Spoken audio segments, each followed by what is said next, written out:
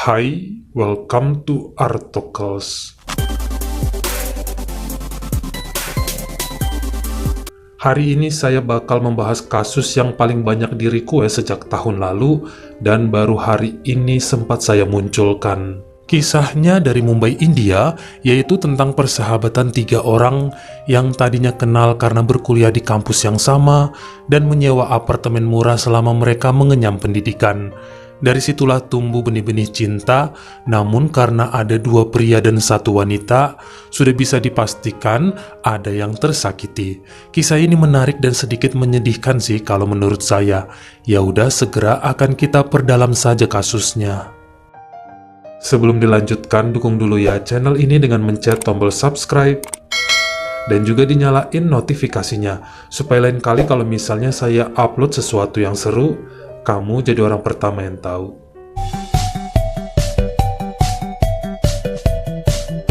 Hari ini saya perkenalkan kamu dulu dengan seorang pria yang lahir pada tahun 1990 dan asalnya dari Pune, India.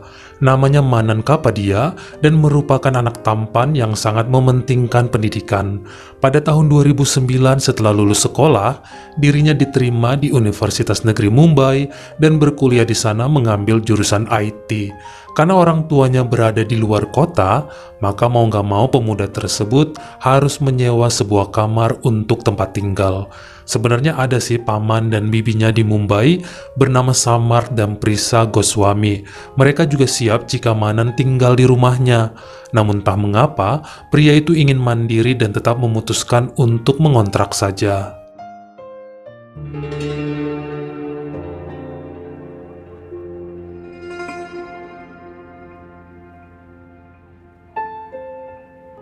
Setelah berkuliah selama 4 bulanan, Manan baru tahu ada sebuah apartemen sederhana nggak jauh dari kampus yang cukup nyaman dan harganya lebih terjangkau dibanding tempat dia yang sekarang. Walau harus berbagi kamar dengan mahasiswa lainnya, sepertinya pemuda ini nggak keberatan karena bisa jalan kaki juga kalau kuliah. Makanya dia pun pindah dan menempati sebuah ruangan di lantai 2 dan memiliki teman sekamar bernama Aryan Lagari. Pemuda ini aslinya dari Jaipur dan merupakan mahasiswa teknik sipil. Walaupun berbeda jurusan, nampaknya antara Manan dan Aryan saling cocok. Sama-sama suka melucu, hobi main gitar, bahkan beberapa kali bolos bareng untuk bisa renang ke kolam yang ada di kampus sebelah. Dari apartemen tersebut jugalah mereka kemudian kenal dengan salah satu penghuni wanita di lantai yang sama bernama Ridi Chabra. Wanita ini ambil jurusan keguruan dan sedikit tomboy. Jadi kalau sudah gabung, mereka bertiga pasti suka lupa waktu dan lupa suasana. Bahkan pernah pada tahun 2012, Aryan sakit dan mudik selama seminggu. Itu Ridi dan Manan sampai mendatangi kampungnya di Jaipur dan menginap selama beberapa hari di sana. Pernah juga, Manan telat dapat kiriman uang kuliah dari orang tuanya dan terancam tidak bisa ikut ujian. Ridi dan Aryan yang bantu dengan pakai uang mereka dulu. Bisa kebayang ya, persahabatan mereka ini sangat dekat. Chemistry yang terjadi sungguh luar biasa, melebihi saudara kandung. Makanya setelah wisuda pada tahun 2014, mereka sama-sama bekerja di Mumbai dan terus menjalin tali silaturahmi. Walaupun gak pernah ngomong satu sama lain tentang perasaan mereka, baik Aryan dan Manan sepertinya berusaha nggak jatuh cinta kepada Ridi. Mungkin sama-sama nggak enakan, sampai kemudian Ridi mengambil gelar masternya di kota Delhi dan harus meninggalkan kedua sahabatnya tersebut. Sampai pada tahun 2019, dia balik lagi ke Mumbai dan menjadi tenaga pengajar di EIS International School. Saat itu Manan telah bekerja di perusahaan telekomunikasi, sementara Aryan sudah bergabung pada perusahaan properti. Namun yang dilihat Ridi adalah kedua pemuda tersebut masih juga jomblo, padahal udah sama-sama usia 29. Emangnya nggak pada pengen nikah apa? Hal ini ternyata menjadi pemikiran Manan juga.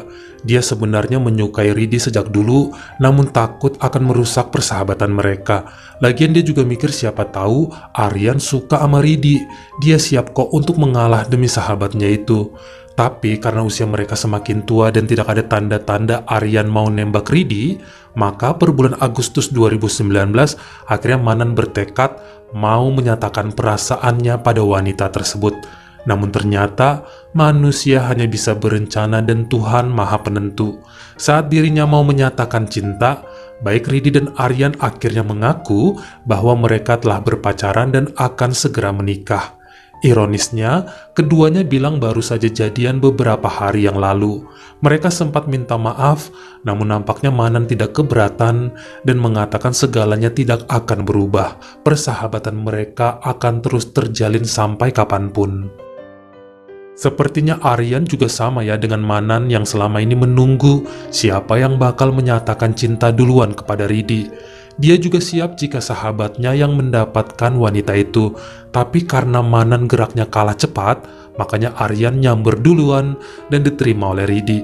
Hingga kemudian keduanya menikah pada hari Minggu 5 Januari 2020 dan Manan cuma bisa tersenyum di antara rasa sedih dan bahagianya.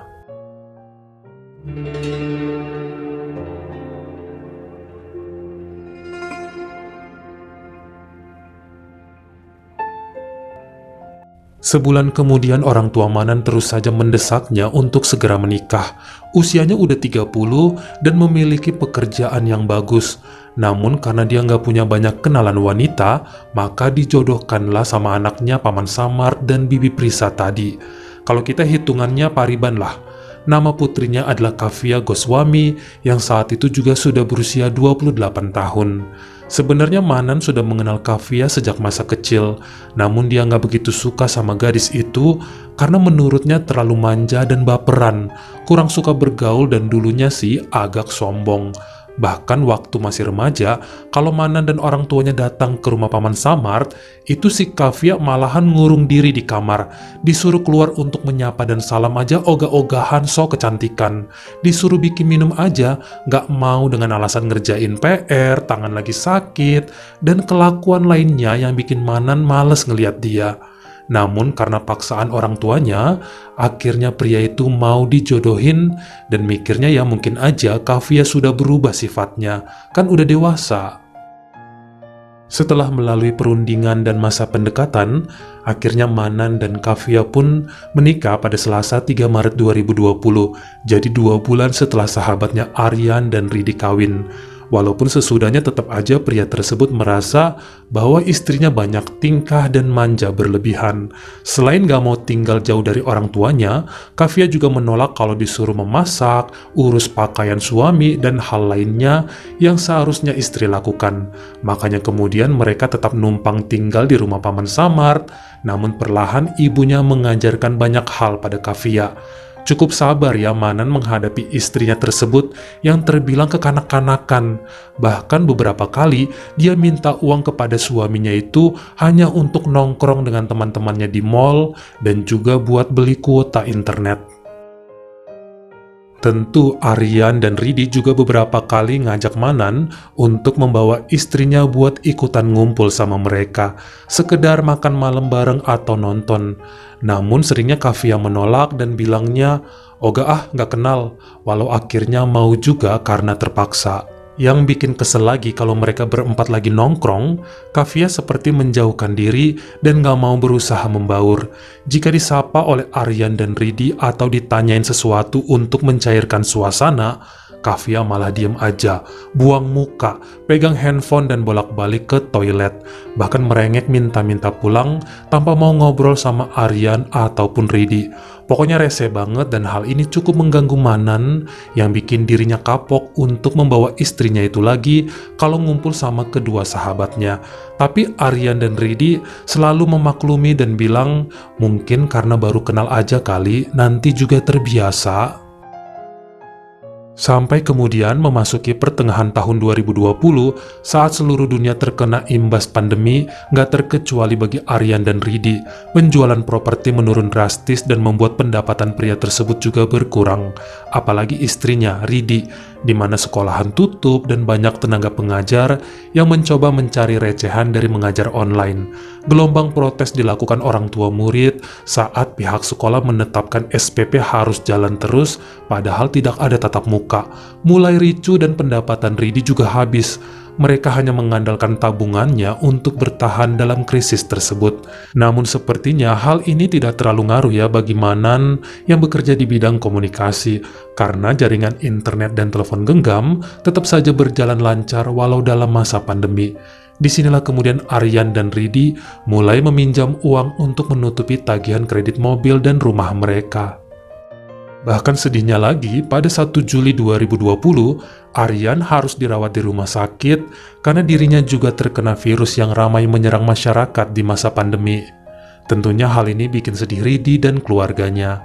Tak sampai 2 minggu, tepatnya Senin 13 Juli 2020, pria tersebut menghembuskan nafas terakhirnya di rumah sakit Jaslok dan meninggalkan istrinya sendirian tanpa anak di usia pernikahan mereka yang masih 7 bulan. Hati Ridi hancur bukan hanya karena ditinggal suaminya, namun cicilan rumah, mobil, dan sejumlah hutang untuk perawatan Aryan kemarin sangat menjepitnya. Keadaan ekonomi belum pulih dan wanita ini juga masih nganggur. Sesekali mengajar online tapi pendapatannya nggak banyak.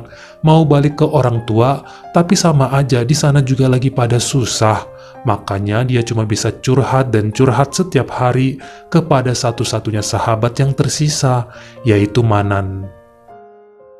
Inilah yang kemudian terjadi kepada Manan juga. Dia hampir tiap hari sepulang kerja, mampir menjenguk Ridi di rumahnya. Hanya tangisan yang ditunjukkan wanita itu karena merasa saat ini cuma lelaki tersebutlah sandaran jiwanya. Sementara kalau pulang ke rumah, Manan lebih sering dicuekin sama istrinya yang sibuk dengan handphonenya. Hal ini terjadi terus selama berbulan-bulan. Manan pun seringnya ikut dalam membayar tagihan rumah dan mobil Ridi. Sampai ada niatan dalam kepala pria tersebut untuk menceraikan Kavia dan menikahi sahabatnya itu. Karena bagaimanapun, dia memang cinta pada Ridi, tapi masih aja takut mengungkapkan pada perempuan tersebut mengenai perasaannya selama ini. Pada bulan Februari 2021, akhirnya Ridi memutuskan akan menjual rumah dan mobilnya. Dia nggak enak dibayarin terus, belum lagi hutang rumah sakit masih ada. Niatnya sih mau mengembalikan apa yang sudah dipinjamkan Manan kepadanya selama ini, lalu balik saja ke kampung halamannya di Bhopal. Manan pikir hal tersebut ide yang baik, karena berat juga itu cicilan si Ridi. Namun ada ketakutan dalam hatinya bahwa dia nggak akan bertemu sama sahabatnya lagi sampai kapanpun. Itulah yang menjadi kekhawatirannya terbesar. Makanya kemudian setelah Ridi berhasil menjual rumah dan mobilnya, akhirnya Manan mengungkapkan perasaan yang sebenarnya pada wanita tersebut, bahwa dia telah mencintainya sedari dulu, namun takut mengatakannya. Disinilah Ridi menangis dan bilang dia juga menyukai pria tersebut sejak kuliah, namun kirain Manannya nggak suka. Obrolan ini buntu karena keduanya bingung bagaimana melanjutkan kisah mereka. Manan pun akhirnya mengajak istrinya ngobrol dan bilang sudah muak dengan sikap cuek dan kekanakan Kavia. Dia bilang mau pisah saja karena sepertinya memang tidak ada cinta dalam pernikahan mereka. Tapi yang ada kemudian istrinya itu ngamuk dan teriak-teriak gak jelas. Pamannya kemudian keluar kamar dan nanya ada apa. Kavia nangis sambil bilang bahwa Manan mau minta pisah. Tentu, Samar pun marah kepada Manan, namun pria itu melawan balik. Lihat Kavia selama ini, nyuci baju saya aja nggak mau, ambil minum juga nggak mau, sibuk terus dengan handphonenya. Apa ini yang disebut istri? Keributan pun terjadi lebih parah setelahnya antara Manan dengan Paman Samar, Bibi Prisa, dan Kavia. Sampai kemudian mereka mengusir pria tersebut dari rumahnya, dan Manan pun menginap di tempat Ridi yang merupakan rumah sewaan. Manan menghubungi orang tuanya dan cerita bagaimana kehidupan pernikahannya, yang kemudian membuat ayahnya menelpon Pak Samart dan terjadi perdebatan lagi. Intinya sang paman gak mau Manan meninggalkan putri mereka. Sampai pada hari Selasa 27 April 2021, saat itu Manan yang sudah tidak pulang-pulang selama 3 minggu bertemu dengan Kavia di area parkir kantornya. Sang suami menyapa dan tersenyum, namun istrinya itu malah mendekati sambil mengeluarkan pisau dari dalam tas dan menyerang Manan. Kavya langsung kabur, sementara 10 menit kemudian, orang rame baru melihat pria tersebut dan langsung menolong serta membawanya ke rumah sakit yang terletak dekat dengan Taman Pionir Bandra East. Nyawanya tidak tertolong akibat beberapa luka pada perut.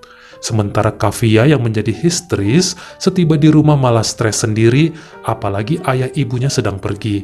Dia hidupkan pemantik, kompor gas, dan mulai menyalakan api dimulai dari sofa ruangan keluarga. Dia kabur dan baru ditangkap 2 hari kemudian oleh pihak berwajib.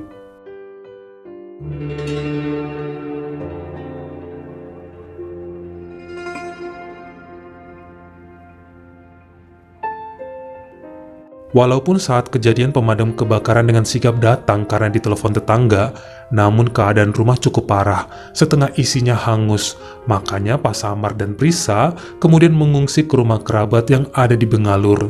Sementara sebelum menghembuskan nafas terakhirnya, Manan sempat cerita kepada beberapa orang yang menolongnya serta perawat bahwa yang melakukannya adalah sang istri Kavya. Hal ini juga dipertegas dengan CCTV yang ada di area parkir tempatnya bekerja. Makanya dengan sigap, pihak berwenang menangkap Kavya yang kelihatannya stres. Tentunya Ridi semakin sedih saja, kini dia kehilangan 2 sahabat terbaiknya yang juga dicintainya. Padahal antara dirinya dengan Manan semakin akrab, pria itu sedang mengajukan proses perpisahan dan hampir rampung. Bukannya Ridi tegaan ya sama Kavya, namun dari cerita Manan selama ini, sepertinya istrinya tersebut memang kurang dewasa dan terlalu cuek serta kekanakan. Jadi seandainya pun Ridi tidak ada, Manan memang berniat untuk menceraikan istrinya tersebut. Pada persidangannya di Pengadilan Tinggi Metropolitan Mumbai, pihak pengacara yang menemani Kavya mengatakan bahwa kliennya memang mengidap bipolar dan suka meledak-ledak emosinya.